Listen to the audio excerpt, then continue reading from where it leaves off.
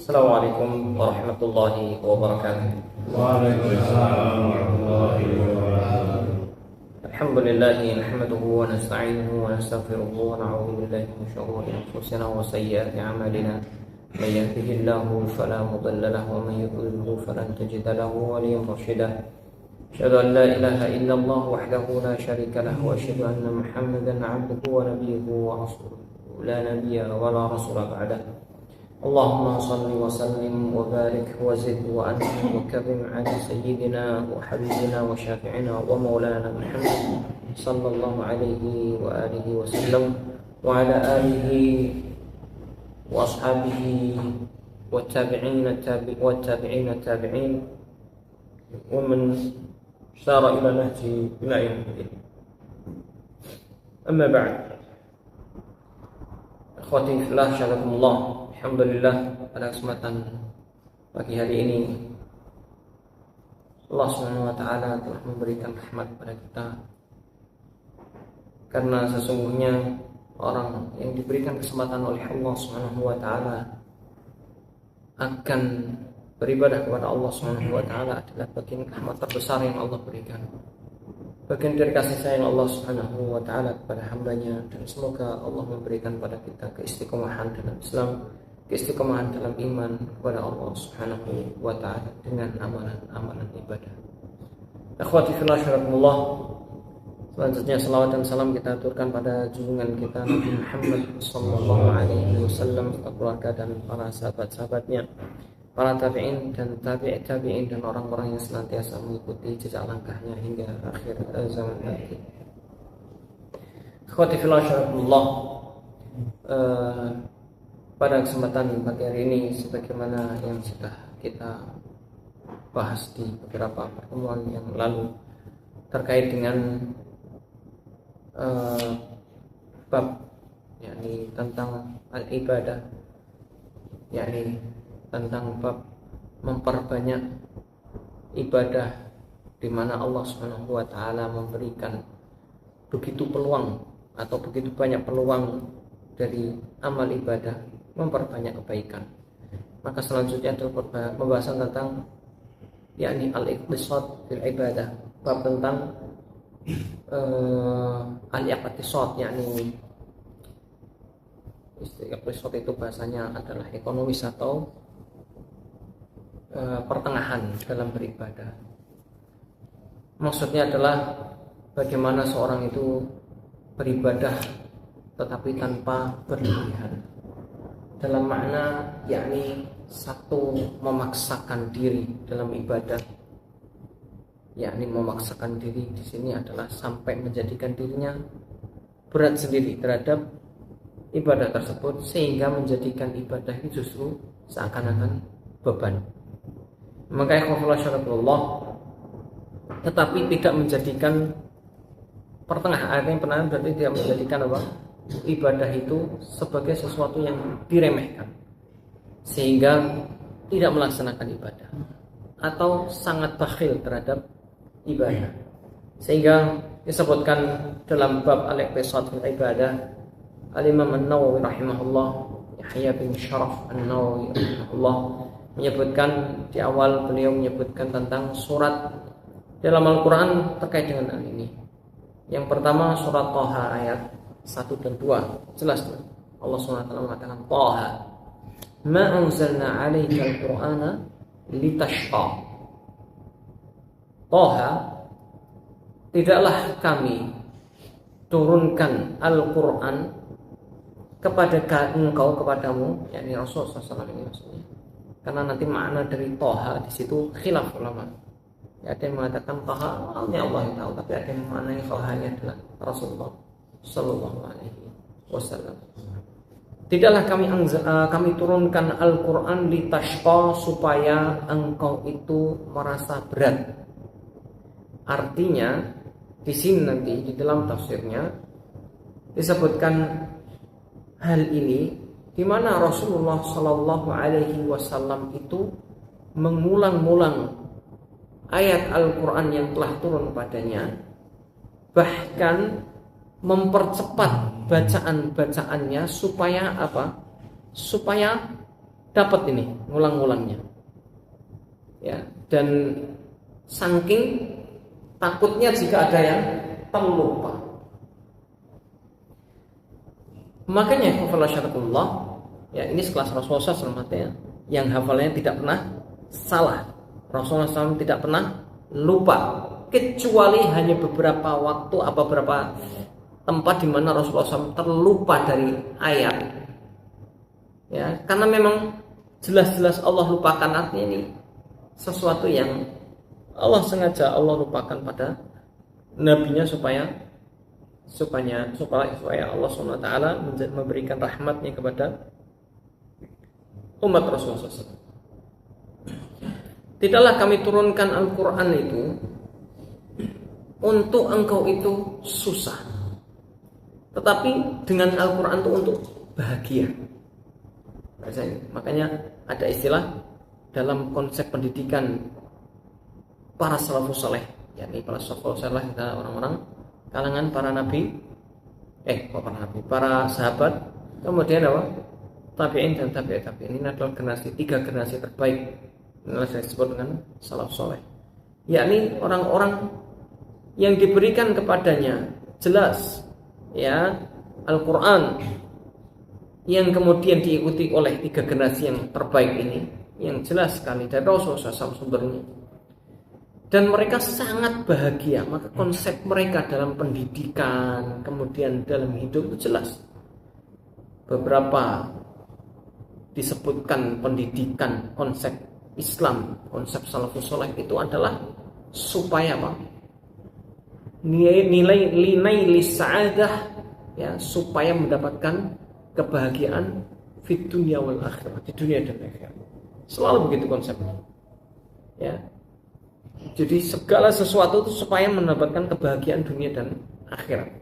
Maka pendidikan itu menjadikan bahagia, bukan menjadikan orang stres atau bahkan gila.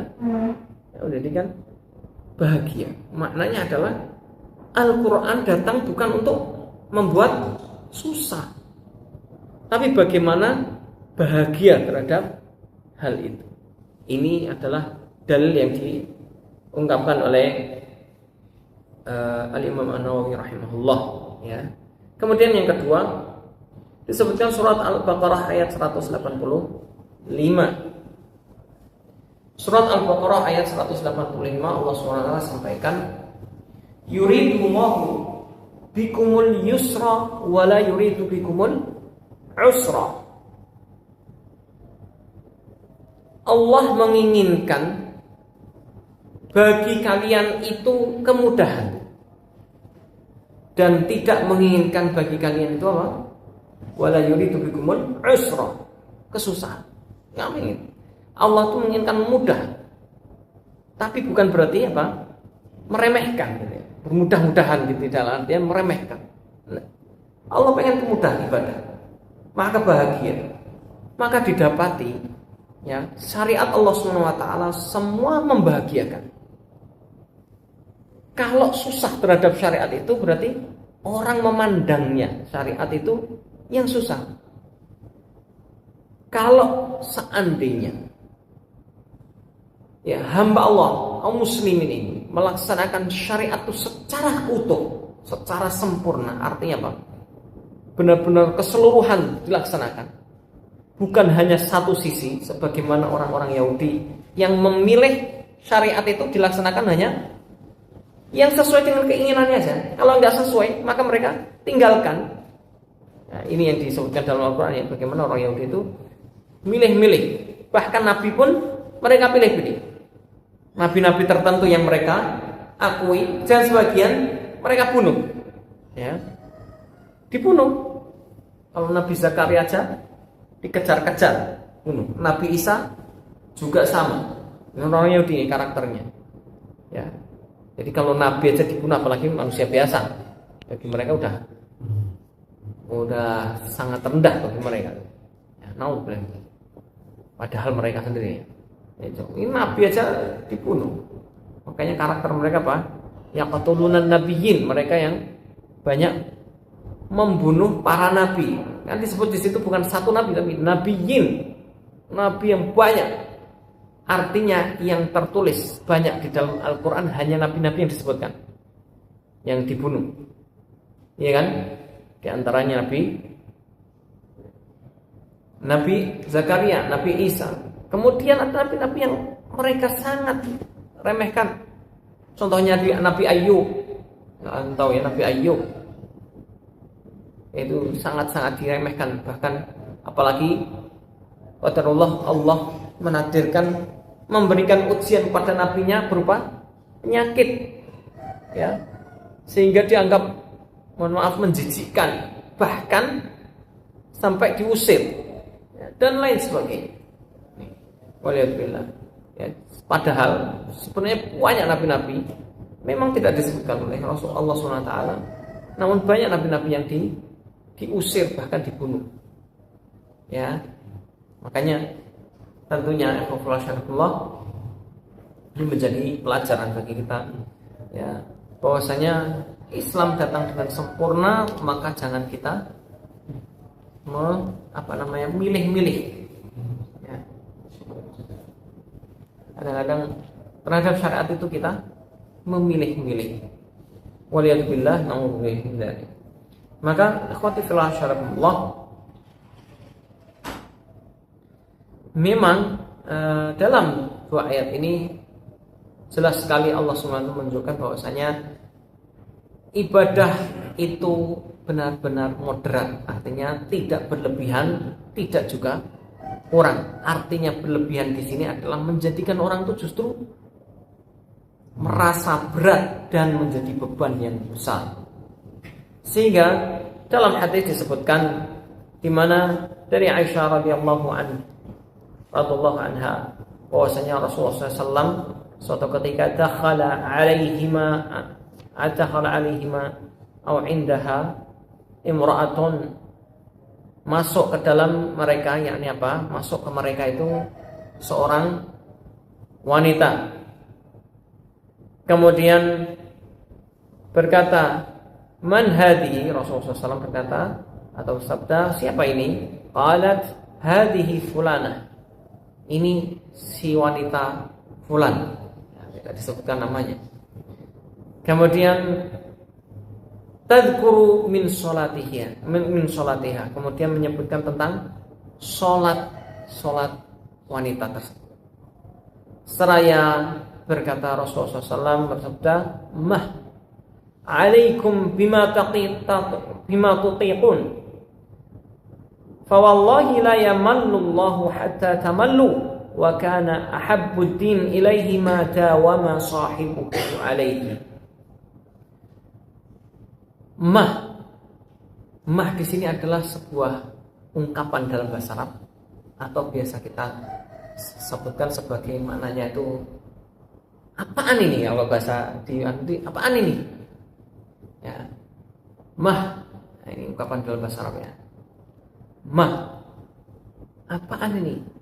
Maka kemudian Rasulullah SAW mengatakan, "Alaikum bima tutiqun." Hendaknya kalian itu laksanakan apa yang sesuai dengan kalian mampu. Fa wallahi, demi Allah, la yamallullah, Allah tidak pernah merasa bosan, yaman, hatta tamallu, sampai kalian tuh merasa bosan. Ya, Allah tidak pernah merasa bosan, ya, sampai kalian tuh sendiri yang bosan. Wa kana ahabbuddin, dan sungguh yang paling disukai oleh Allah SWT, yang paling disukai, ya, dari ketundukan, din maksudnya adalah ketundukan, ini ibadah. Yang paling dicintai oleh Allah SWT adalah madawama sahibuhu alaihi, apa yang dilaksanakan secara dawam atau terus menerus bagi orang yang melaksanakannya. Khawati fillah syadakullah, jamaah Allah SWT,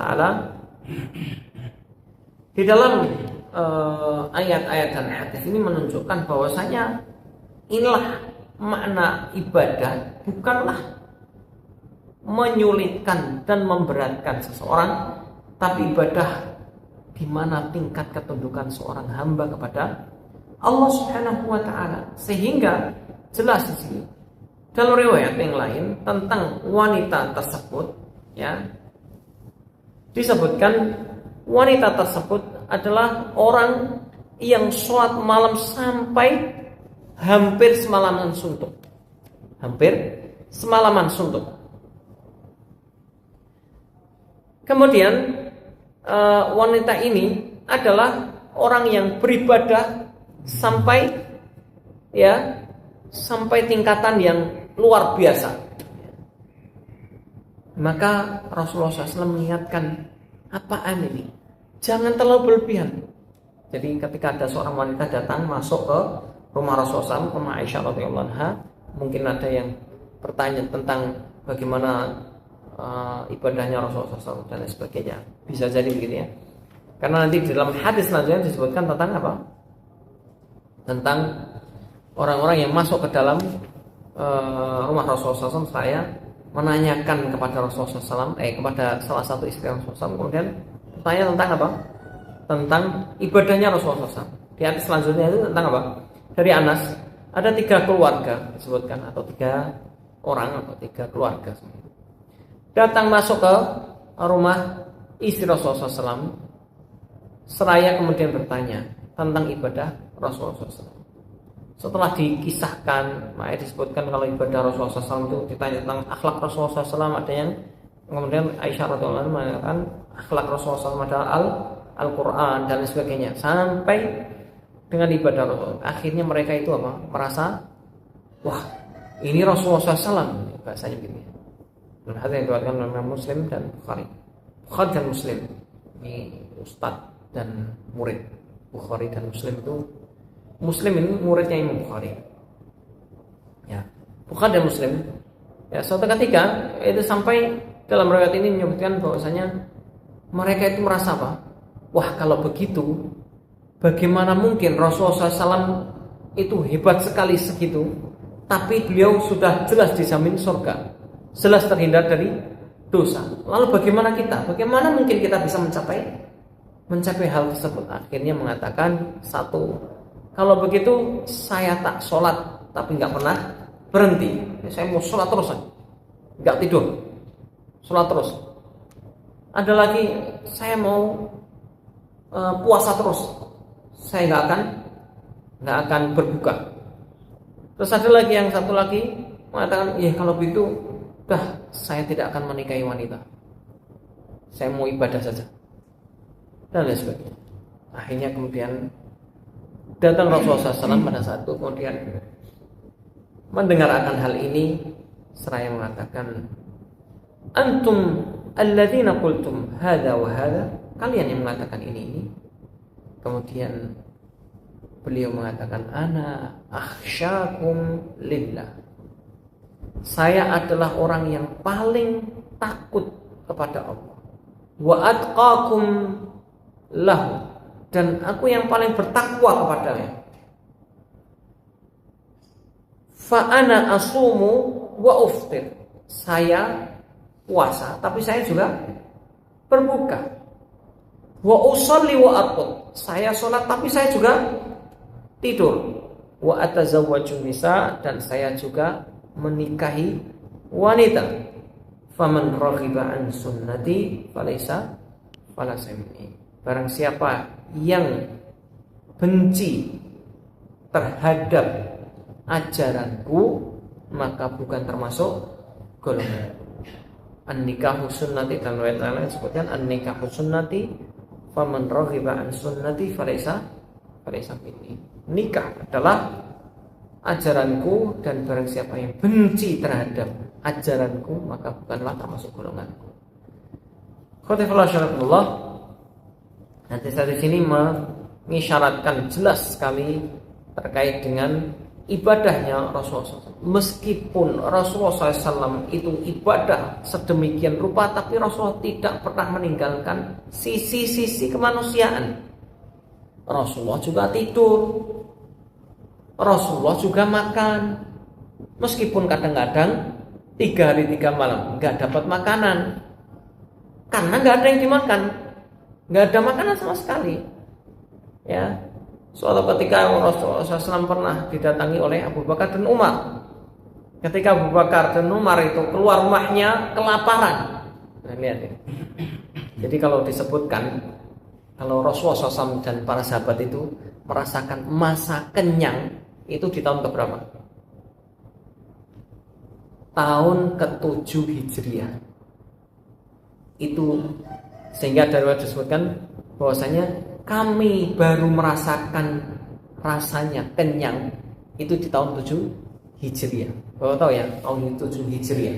Berarti sudah menjelang wafatnya Rasulullah SAW. Karena wafatnya kan tahun ke-10 Hijriah. Ini Masya Allah ya. Di Mekah pernah terjadi, mereka diboikot dan lain sebagainya. Di Madinah bahkan satu orang Ansor itu harus membiayai kehidupan, bahkan menanggung 3 keluarga atau bahkan lebih. Satu orang Ansor menanggung 3 keluarga dari kaum Muhajirin, ya, bahkan lebih, ya. Minimal adalah menanggung 1 keluarga. Ini ya. Di saat itu sangat berat, jadi mereka ya makan apa adanya yang bisa dimakan. Maka sampai disebutkan itu Aisyah radhiyallahu anha pernah mengatakan juga, saya baru merasakan kenyang hari ini. Dan disebutkan hari ini maksudnya di situ adalah pada saat, kalau disebutkan di sejarahnya, ini adalah di tahun ke-7 Hijriah. Itu baru merasakan kenyang. Coba kalau kita lihat tuh siklusnya hidup Rasulullah SAW selama jadi Nabi sampai wafat 13 tahun ya. Kok 13 tahun? 23 tahun kurang lebih. Dan dari mulai diutus 40 tahun, meninggal di 63 tahun. Rasulullah SAW itu susah terus, ya. Baru merasakan kenyang itu di tahun ke-7 Hijriah. Coba lihat, tahun ke-7 Hijriah banyak kejadian. Jadi perang Khandaq, perang itu terjadi sebelum tahun itu. Ya, setelah penaklukan ya Khaybar dan lain sebagainya. Karena Khaybar itu adalah orang-orang Yahudi di Madinah itu yang mereka terusir itu, nanti di sana tuh punya benteng-benteng, 10 benteng, ingat saya 10 benteng atau 8 gitu ya. 10 benteng-benteng yang di benteng itu mereka punya perkebunan dan kekayaan yang banyak sekali, itu Khaybar. Makanya setelah penaklukan Khaybar itu salah satunya adalah tahun ke-7 Hijriah. Allahu a'lam. Nah, Allah, inilah profil Rasulullah SAW dan para sahabat. Maka bagaimana ibadah itu jangan sampai menjadikan kita beribadah justru kesusahan. Orang berinfak tapi menjadikan kesusahan, contohnya. Orang sholat malah menjadikan kesusahan, akhirnya nggak tidur dan lain sebagainya. Kalau di dalam sejarahnya Rasulullah SAW jelas sekali. Pernah suatu ketika Rasulullah SAW masuk ke istri-istri beliau, kemudian melihat ada seutas tali yang tergantung pada sebuah tiang. Kemudian Rasulullah berkata, apaan ini? Milik siapa ini? Gitu kan? Maka istri-istri yang lain pasti tahu. Oh, dzalika li Zainab. Oh, itu miliknya Zainab. Zainab binti Jahsh, salah satu istri Rasulullah SAW. Maka Rasulullah SAW menanyakan kepada Zainab, loh, untuk apa ini? Maka dijawab oleh Zainab, ini aku gunakan untuk menghilangkan ngantuk. Mikirnya menghilangkan ngantuk. Bayangkan menghilangkan ngantuk. Setiap aku sholat, kalau ngantuk maka itu kan sholat itu dililitkan tali itu di lehernya, jadi tali gantung itu. Jadi kalau ngantuk nanti akan apa? Apa namanya? Kecekik. Begitu ngantuk kan kecekik ya, sehingga bangun. Dan begitu terus. Masya Allah nih ya, saya mikirnya ini tuh wah ini luar biasa nih, semangat ibadah. Tapi lihatlah apa yang terjadi yang disebutkan Rasulullah mengatakan, wahai Zainab, cukuplah engkau apa? Beribadah semampumu. Ya. Makanya kemudian di dalam ayat Al-Quran juga menyebutkan tentang hal itu. Fattaqullaha mastata'tum, surat Al-Hadid. Beribadahlah kalian kepada Allah semampu kalian. Jangan memaksakan yang menjadikan seorang itu apa? Kesusahan. Tapi bukan berarti saya maksain ini supaya bisa infak. Ya enggak apa-apa kalau saya enggak pernah infak terus maksakan ya. Ini beda, bukan maksakan dalam artian sampai menjadikan orang ini kesusahan. Gitu ya. Lihat ya. Maka kemudian Rasulullah SAW, jika kau itu sholat ngantuk, maka tidur aja. Jika bangun lagi, maka lanjutkan. Ya Rasulullah. Makanya dalam riwayat bagaimana sholatnya Rasulullah SAW itu digambarkan dengan berbagai macamnya. Ada yang kadang-kadang Rasulullah SAW sholat malam. Ini kalau sholat malam, Rasulullah SAW sholat. Pernah Rasulullah sholat malam panjang, hampir sepanjang malam. Nah, Rasulullah juga pernah sholat itu, tapi Rasulullah juga pernah sholat yang kemudian sholat sejenak, nggak lama, nggak panjang gitu ya. Kemudian setelah itu beliau tidur. Bahkan dalam riwayat lain, nanti bisa dibuka dalam buku Syama'il Muhammadiyah. Ya, judulnya di kitab yang ditulis oleh Imam Tirmidzi, Syama'il Al-Muhammadiyah. Itu bagaimana Rasulullah SAW juga sholat, kemudian mempunyai hajat untuk mempunyai hajat kepada, mohon maaf, istri-istrinya. Ya, artinya gitu, beliau ya menunaikan hajatnya. Tidak sholat terus tidak pernah menunaikan hajatnya. Nah, Rasulullah juga menunaikan hajatnya dan memberikan hak bagi istri beliau. Ini masya Allah Rasulullah SAW. Artinya tidak selamanya sholat terus tidak. Rasulullah juga sholat, tapi bukan Rasulullah SAW tidur terus enggak juga. Ya, artinya ada saatnya di mana Rasulullah juga puasa. Dalam riwayat disebutkan, Rasulullah apakah setiap saat Rasulullah SAW puasa terus? Enggak. Pernah Rasulullah puasa, pernah tidak puasa. Bahkan pernah ya disebutkan beliau itu tidak berpuasa sepanjang hari. Artinya berhari-hari boleh enggak puasa. Ya. Yang paling disukai Rasulullah SAW adalah beliau biasa puasa Senin dan Kamis. Ini paling sering Rasulullah. Tapi kadang-kadang Rasulullah puasa di 3 hari Ayyamul Bid. Disebutkan Rasulullah SAW di 3 hari setiap bulannya Ayyamul Bid. Tapi sangat jarang Rasulullah SAW puasa Daud. Ya, puasa Nabi Daud.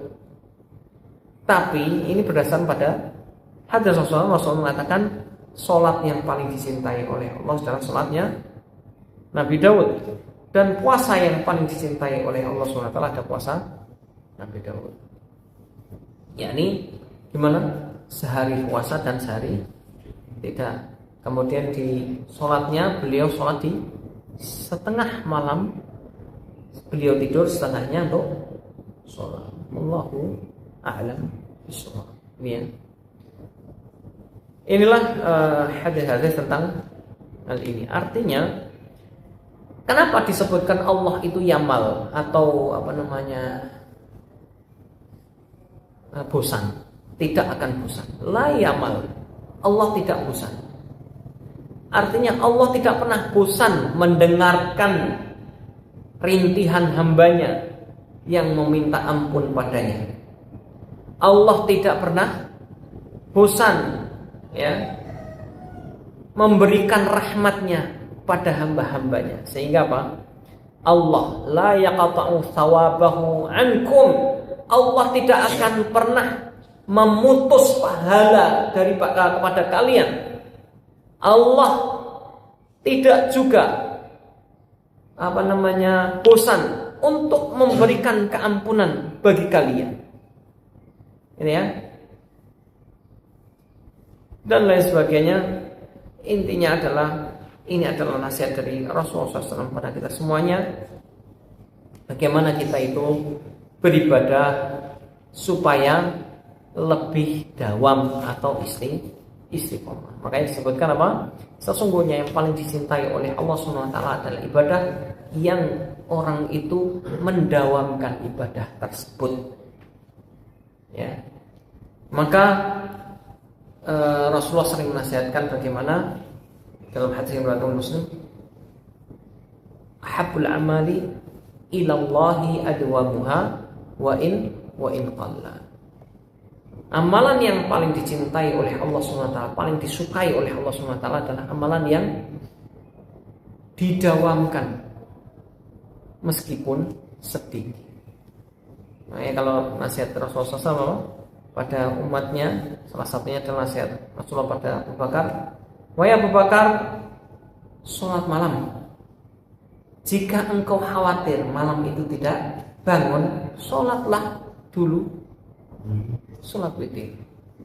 Ya, sholat witir. Boleh sholat witirnya sebelum tidur, itu sangat boleh.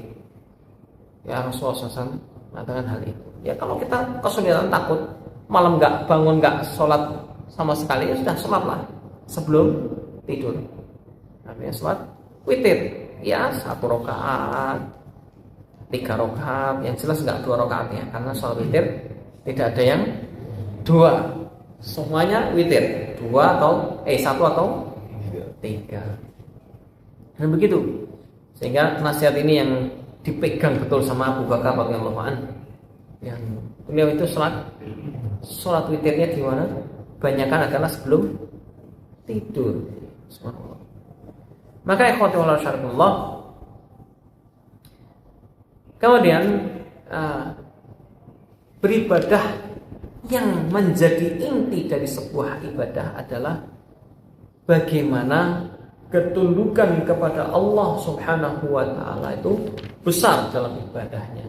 Bukan sekedar kuantitas ibadah, bukan sekedar banyaknya ibadah. Maka kalau ada ulama, contoh Al-Imam Syafi'i pernah berkunjung kepada Imam Malik, gurunya, di mana beliau itu selama 3 hari 3 malam nggak pernah sholat tahajud, nggak pernah sholat tahajud. Ya, kalau bayangkan ini Syekh Kabir gitu ya, Ustadz besar kok bisa-bisanya nggak sholat tahajud gitu. Bahasanya ini. Ketika didapati beliau itu di sana, kenapa tidak sholat? 3 hari 3 malam, ngapain nggak sholat?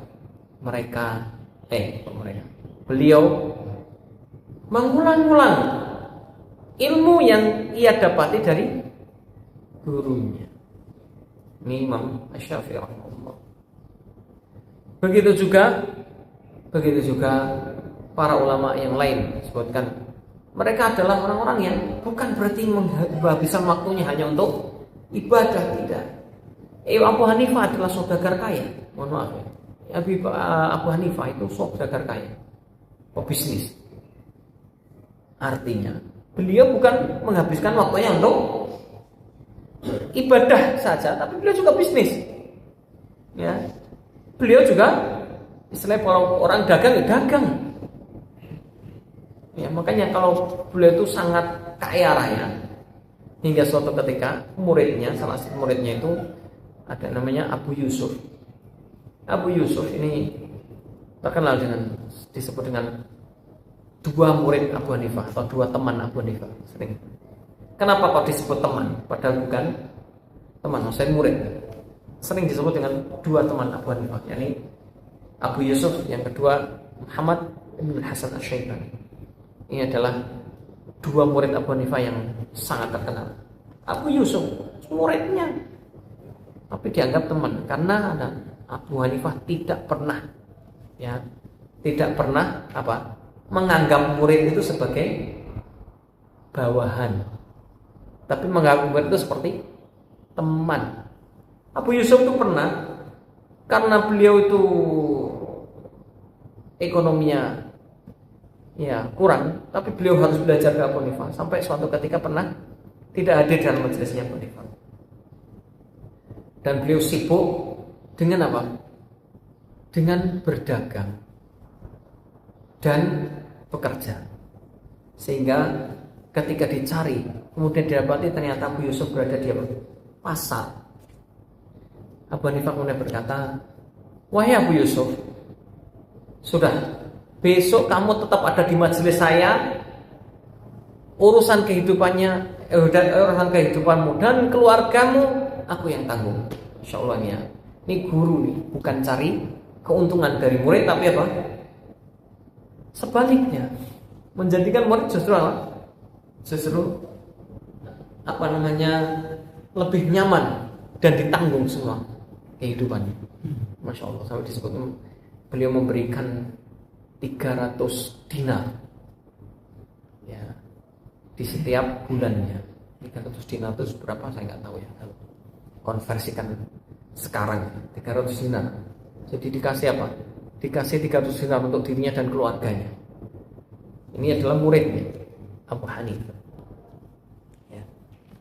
Ini akhwatullah, jadi para ulama bukan orang-orang yang sibuk dengan hanya ilmu, sibuk dengan ibadah saja, enggak.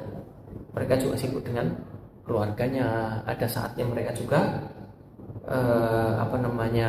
bercanda dengan keluarganya. Ada saatnya mereka juga bekerja. Tapi mereka juga sibuk dengan ilmu, mereka sibuk dengan ibadah. Artinya masing-masing itu ada porsinya. Ya. Wallahu ta'ala a'lam. Sehingga khotifullah syarakullah sebutkan dalam hadis yang lain diriwayatkan Imam Muslim juga, hal yang masih senada adalah Rasulullah pernah mengatakan halakal mutanatti'un sampai 3 kali Rasulullah SAW. Salasan.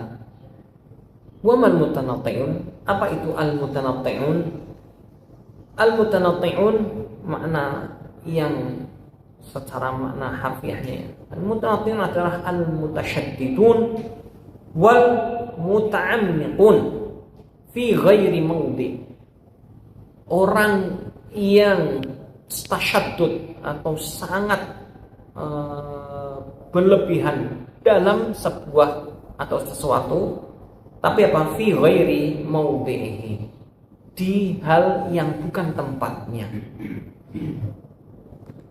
Yakni orang yang melakukan sesuatu terlalu berlebihan tapi tidak pada tempatnya. Artinya apa? Tidak sesuai. Maksudnya sebagaimana disebutkan oleh Syekh Al-Utsaimin rahimahullah, mutanatti'un atau mutasyaddidun atau muta'ammikun, yakni adalah orang-orang yang berlebihan dalam suatu ibadah tertentu sehingga menyebabkan ia tersibukkan dengan hal tersebut tetapi meninggalkan banyak ibadah-ibadah yang lain sehingga tidak pada tempatnya. Sebagai contoh, ada orang-orang yang sibuk dengan sholat sehingga lupa dengan ibadah lain. Dia juga punya keluarga, dia juga punya saudara yang dia harus memberikan hak bagi saudaranya, yakni apa? Nafkah. Contoh, suatu ketika Umar bin Khattab pernah mendapati ada seorang pemuda di kala waktu duha, itu sholat. Ya orang biasa kalau sholat duha biasa di masjid. Kemudian didapati ternyata orang pemuda ini sholat sampai berrokaat-rokaat, gitu ya. Artinya beliau itu pemuda ini sholat terus menerus, enggak berhenti. Habis sholat dikir, sholat lagi, dikir, sholat lagi. Loh, ini waktunya kerja, ngapain kok malah di masjid? Makanya kemudian Umar langsung membawa cemeti, disebutkan membawa cemeti. Ini konsep sahabat itu sudah tahu. Di Rasulullah SAW bagaimana? Ya waktunya kerja, gitu ya. Makanya pada saat itu kemudian bawa cemeti, langsung pemuda ini enggak langsung dicambuk ya, tapi beliau membawa seperti kemudian mengatakan, hai pemuda, jika engkau tidak pergi dari tempatmu ini, maka aku akan cambuk. Bukankah kau punya keluarga? Bukankah engkau mempunyai orang-orang yang harus dinafkahi? Kenapa engkau menyibukkan diri di dalam masjid? Ini Masya Allah ya. Artinya ini umum ya. Tentunya Rasulullah SAW juga mengatakan hal seperti itu, hal yang senada dengan hal ini jelas, di mana Rasulullah juga tidak menutup mata dengan orang-orang yang terlalu berlebihan. Maka Rasulullah SAW tidak diam dengan itu. Ketika ada orang datang kepada Rasulullah SAW, saya mengatakan hal-hal yang berlebihan, Rasulullah SAW tidak mengatakan. Nah, tetap Rasulullah SAW cut itu. Karena manusia itu kadang-kadang melihat sesuatu itu tidak dengan kacamata yang tulus, tapi melihat itu, wah yang penting semangat. Tidak. Padahal inti dari ibadah adalah menghambakan diri kepada Allah Subhanahu wa ta'ala. Maka kalau kita tidak mampu untuk beribadah itu sepanjang-panjang atau sebanyak-banyaknya, cukupnya saja, secukupnya saja. Yang penting istiqomah. Jadi kalau orang bisa berinfak itu hanya 2.000, tapi lakukanlah terus menerus, jangan tinggalkan. Kalau seorang itu bisa sholat tahajud 2 rakaat saja, 1 rakaat witir, artinya 3 rakaat setiap malamnya, 2 rakaat sholat tahajud, 1 rakaat witir, udah dia langsung. Tapi dia terus laksanakan terus menerus, itu lebih dicintai Allah SWT daripada orang tuh sholat panjang sekali semalaman suntuk bisa jadi. Ya, justru memberatkan lama kelamaan, tapi akhirnya meninggalkan. Dan merasa merasa bosan terhadap ibadah. Padahal Allah SWT tidak pernah merasa bosan terhadap hambanya. Kemudian di akhir sebutkan Rasulullah SAW, hadis yang diriwayatkan oleh Imam Abu Hurairah radhiyallahu anhu. Suatu ketika Rasulullah SAW bersabda, "Inna dina yusrun walan yushad ad-din walan yushad ad-din." Dan tidak akan din ini adalah yusrun atau mudah, dan tidaklah dipersulit bagi seorang untuk melaksanakannya. Illa ghalabahu, tidaklah orang itu menjadikan sulit untuk ibadah kecuali dia akan mengalahkannya. Fashaddidu wa qaribu wa abshiru wasta'inu bil ghadwati war rauhah wa syai'in minad dujlah. Sesungguhnya din ini, agama ini sangat mudah. Walan yushaddatin, tidaklah di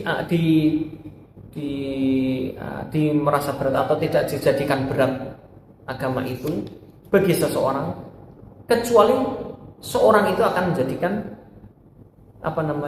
berat sendiri.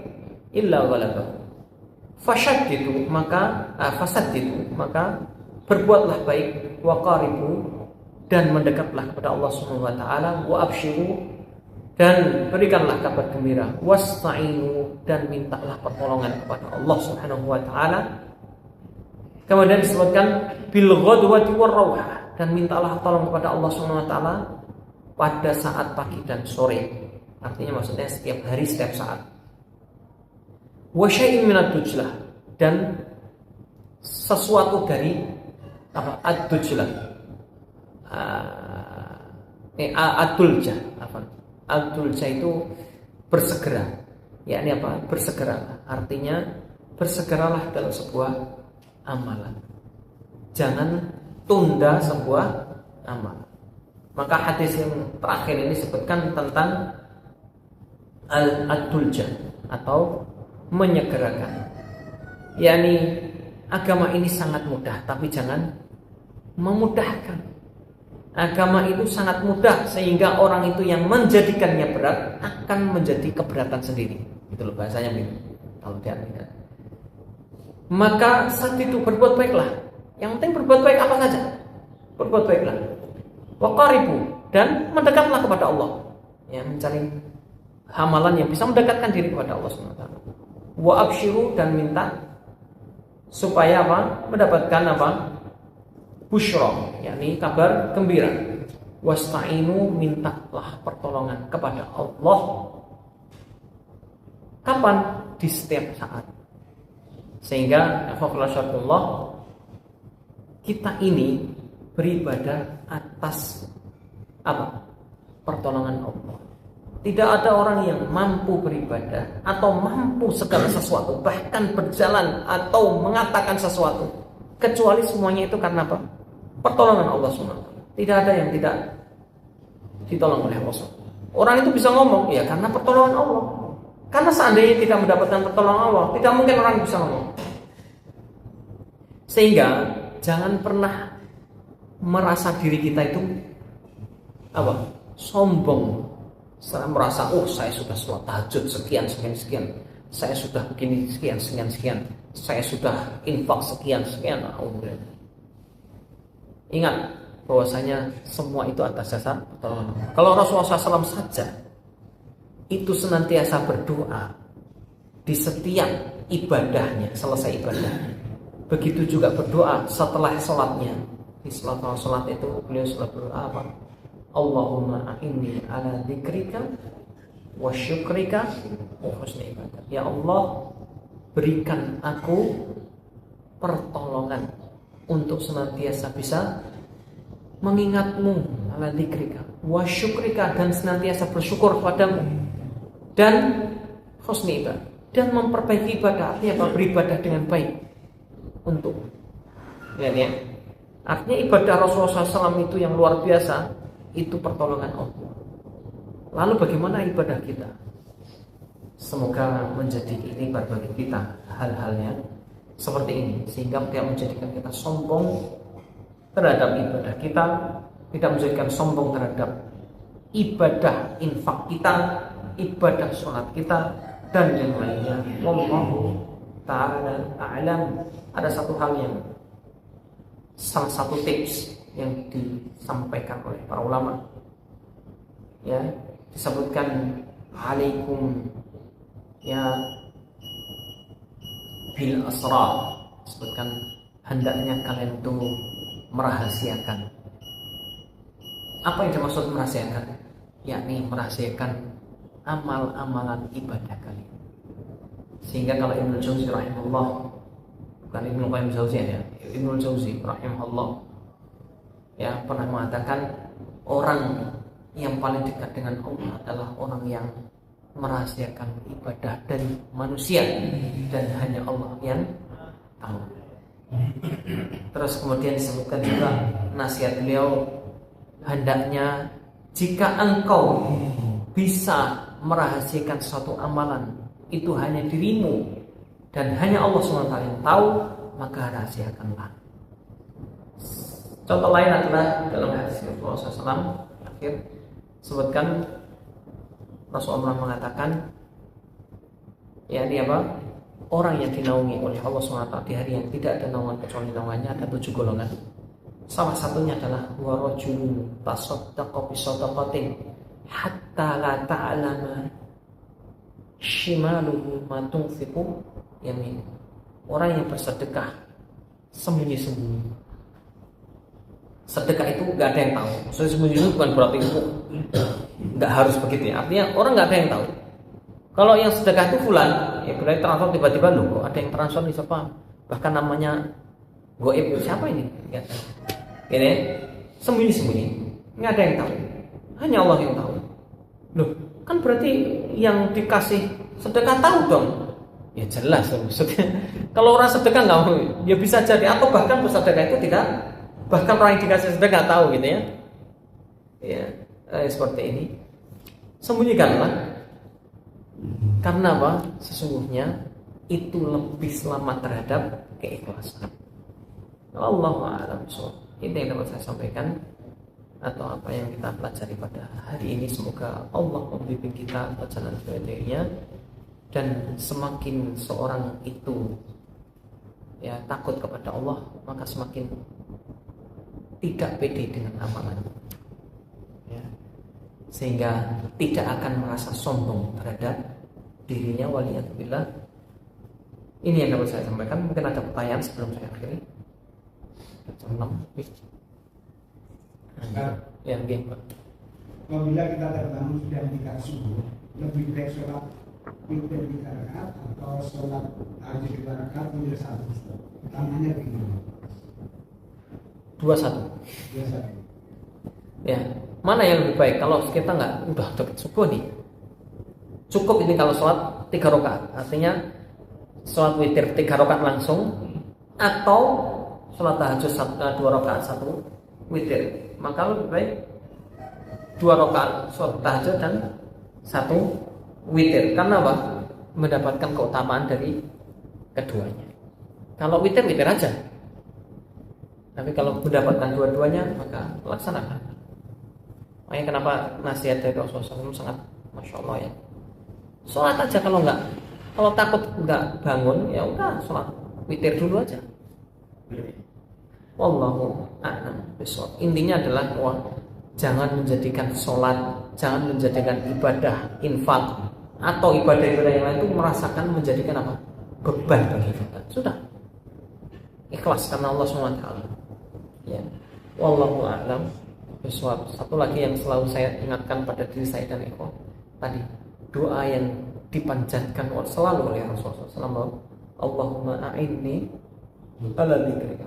Rasulullah mengatakan, ya Allah, berikan pertolongan untuk senantiasa mengingatmu, zikir padamu, wa syukrika, dan bersyukur, kemudian apa?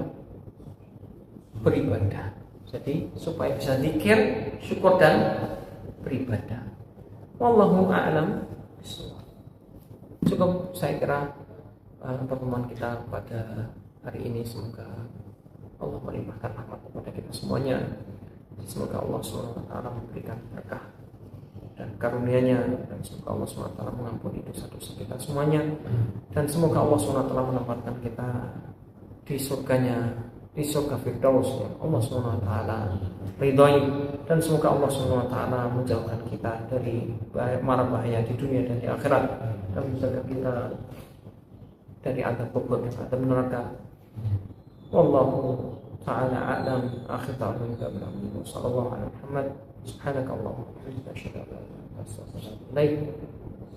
Nasallallahu al-afiyata wa sadat wa ja'alana Allahu wa iyyakum min alladhina yastami'una al-qawla fayattabi'una ahsanah. Assalamualaikum warahmatullahi wabarakatuh. Waalaikumsalam warahmatullahi wabarakatuh.